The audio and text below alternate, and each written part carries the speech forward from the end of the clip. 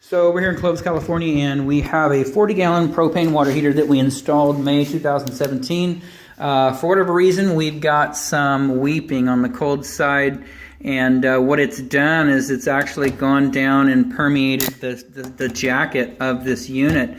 So as you can see, when we press down, maybe you can see water just bubbles out. So there's a 2-inch sleeve all the way around here that's for insulation purposes, and it's got to be soaked. We've got water all the way down at the base. Hasn't got into the burner compartment yet, but it's down in the base as well as on the floor. Not so bad yet, just, so they caught it in time to where we don't have any damage, but the water heater needs to be replaced. We're not going to leave this in here. So what we would like to do is go ahead, we're going to pull out both the supply lines.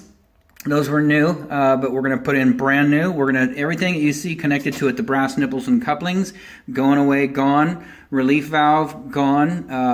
We'll take that vent pipe out and adjust that. We have to get that tied back in.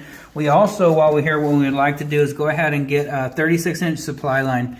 Reason being is to get this out, we have to disassemble the gas line over there because it's poking out in front of the water heater. So what we'll do is we'll just take that valve off and put it vertical on the line over there, and then run a longer line. It's another foot. We'll run it over here and tie it back in. It'll keep things nice and tight over there. We're going to keep the existing straps, lower and upper third. That's in good shape. And then get it tied back in. We are entertaining the thought of some pavers down here to elevate this out of that hole. It's sitting down there about 2.5, 3 inches.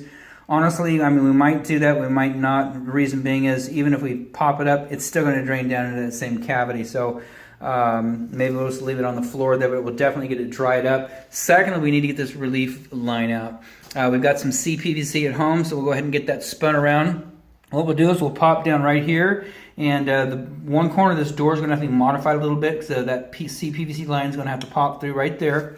And then we're going to stay tight and follow this floor line around behind that chair, around the corner, and pop out right there. So we'll just drill a hole through both the interior, exterior wall, stub it out, and that way, in the event that this thing ever does, that relief line ever does activate, the water goes outside and it doesn't flood the compartment. So that's the scope of the water heater work. We'll get that documented when we get back to the office. Gas is off right now. Water is draining down, so we're going to let that keep draining. Additionally, while we're here, we want to go ahead and change out these two Moen PosiTemp cartridges, the 1222s, I believe. So, but they are PosiTemp, whatever the number is. One there and one there. Homeowners having trouble getting hot water, and typically with a new water heater, there's not a problem. You don't want to turn it up too much, because of safety issues. You get scalded real quick.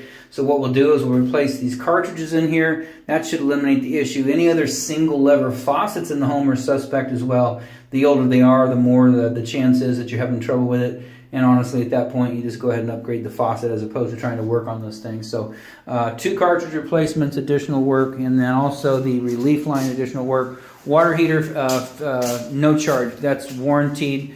Labor, manufacturer, that, whether it's defective or over-tightened, under-tightened, doesn't matter. We cover that, so that water heater will go back in free of charge and get it hooked back up the way that it's supposed to be.